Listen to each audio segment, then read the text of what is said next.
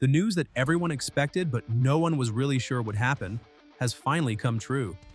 Checo out, or Checkout as he's been nicknamed by fans, became a reality yesterday with the announcement that Sergio Perez and Red Bull Racing would part ways before the start of the 2025 Formula One season.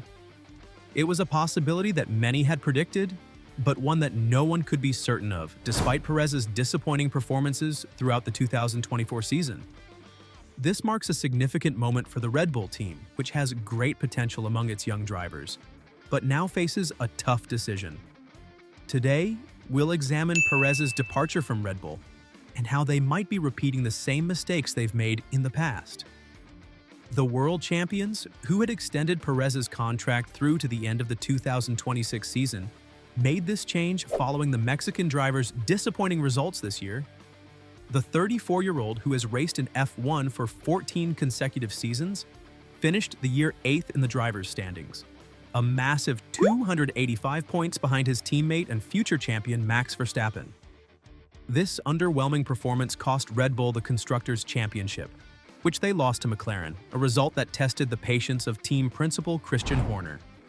Perez, under pressure despite his diplomatic statements regarding the separation, still expressed gratitude for his 4 years with Red Bull Racing and the opportunity to race for such a prestigious team.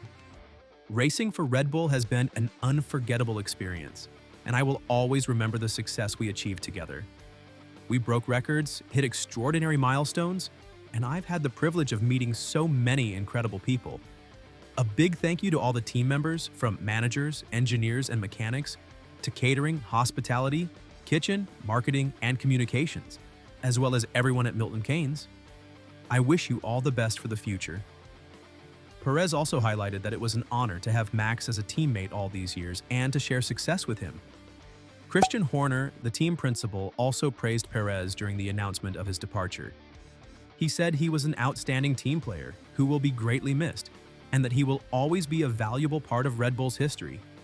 And, to be honest, Perez has been an important figure in Red Bull's history. Checo, who joined Red Bull at the start of 2021, played a key role in helping Verstappen win his first F1 World Championship. His memorable defense against Lewis Hamilton during the controversial season finale at the Abu Dhabi Grand Prix stands out. Breaking Mercedes' dominance on the sport was a Herculean task for Red Bull, and Perez played a significant role in that. He continued to be an important part of the team even after that moment. He won in Monaco and Singapore in 2022 when Red Bull won its first constructors' title since 2013, and then prepared for the title fight the following year when he won in Saudi Arabia and Azerbaijan. However, the title never came. He finished second in the Drivers' Championship, securing Red Bull an excellent position in an individual competition. The last year and a half, however, has been difficult for Checo. Despite having the fastest car, Perez hasn't won since Baku the previous April, while Verstappen won 25 races during that time. The 34-year-old started the season well with 4 podiums and 5 races, but his form drastically dropped. He hasn't finished in the top 6 since the Miami race. His last home Grand Prix in Mexico City in October was especially humiliating, with an elimination in Q1 that left him starting from the last position. Red Bull's final decision to part ways with Perez raises questions about Christian Horner's judgment, who only a few months ago had decided to confirm Perez until the end of 2026. The move came after a period of declining performances from Perez, who had a similar drop in 2023, and Horner had said the goal was to help him regain confidence. But that didn't happen, and Perez's inability to match Verstappen's performance was a significant factor in why Red Bull lost the Constructors' Cup. Horner gave Perez a contract extension that seemed incomprehensible to many in F1, especially considering that Carlos Sainz was an alternative. But instead of taking Sainz, Red Bull chose to renew with Perez. This decision seemed to be based on the tension between Verstappen and Sainz, dating back to when they were both part of the Red Bull Junior team in 2015 and the first part of 2016. However, Verstappen's father, Jos, stated that he never expressed a preference for Sainz to return to Red Bull. It was hoped that after almost 10 years and some maturity, the two drivers and their teams would have resolved any tension. ESPN reported that Red Bull quickly forgot the extension they gave Perez, a contract negotiated by his manager Julian Jacobi, a prominent figure in the paddock, who had guided the careers of Ayrton Senna and Alain Prost. There are reports of a serious exchange between Perez and Red Bull when the contract was signed and when the team started talking about the possibility of separation at the end of the year.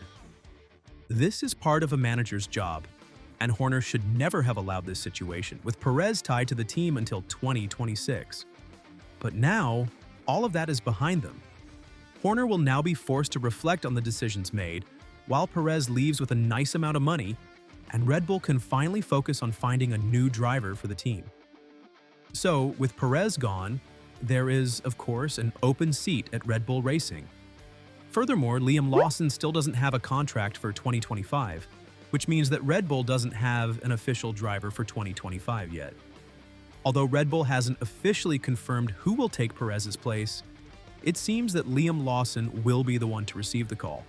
Lawson, who has already driven 6 races at the end of 2024 and 5 in 2023, was reportedly informed that he would be promoted before the Abu Dhabi Grand Prix. French driver Isaac Hadjar, who finished second in Formula 2 this season, is expected to join Vicarby alongside Japanese driver Yuki Tsunoda, who has been observed by Red Bull for a spot in the senior team. The confirmation of Lawson's seat at Red Bull should come very soon. For Lawson, this is a big opportunity, and I'm sure everyone wishes him the best, but for Red Bull, it could be a huge mistake. What's even worse is that this is a mistake Red Bull has made too many times in the past. A quick look at Max Verstappen's career at Red Bull tells you all you need to know about this move. When Daniel Ricciardo decided to leave Red Bull, perhaps because he realized Verstappen would become the team's #1 driver and that he couldn't compete with him, Red Bull chose to promote the promising Pierre Gasly to partner with Max. Gasly had only a season and a half of experience, 26 races to be exact. He was fast and remained so throughout his career, but he lacked experience and wasn't mentally prepared to be Verstappen's teammate. He couldn't keep up with Max, so after 12 races, he was replaced by Alex Albon. That was a wrong decision at the time. Gasly had done well considering his level of experience. Alex Albon showed just how wrong that choice was in the following seasons, failing to compete with Verstappen. Albon had only 12 races under his belt when Red Bull chose him to partner with Max. He wasn't ready. In 2020, Max surpassed Albon by a margin of 214 points to 105. It wasn't Albon's fault it went so badly, just as it wasn't Gasly's fault. Red Bull had placed unrealistic expectations on these drivers, expecting them to compete with Verstappen, which is difficult even for an experienced driver. Now, look at the last 4 seasons of Sergio Perez. The Red Bull Academy teaches drivers that only winning matters. If your teammate doesn't win, then you've done nothing. Putting such heavy mental pressure on a 20-year-old driver with almost 0 Formula 1 experience just won't work. It's a mistake Red Bull has already made twice, but now it seems they're about to put an even less experienced driver alongside Max. Lawson has only 11 races under his belt. What do they see in Lawson that they think he can do better than Gasly and Albon? He must have shown something that convinced them he could handle the situation, because Lawson hasn't done anything to suggest he'll perform better than the other two. What makes this decision particularly surprising is that they have Yuki Tsunoda available. With 90 races under his belt, Yuki has the experience and maturity that neither Alex nor Pierre had. He's no longer the explosive, inconsistent, untapped talent he was when he first entered F1. He's become a mature and consistent driver, easily outperforming Nick de Vries, Daniel Ricciardo, and Liam Lawson in the last 2 years. Red Bull doesn't need to make this mistake again. Yuki Tsunoda is right there, but it seems that Christian Horner is determined to make another wrong decision, and we shouldn't be surprised if they change the driver lineup again next season. What do you think? Is Lawson's promotion destined to fail? Let me know your thoughts in the comments below, and until next time, take care and see you soon.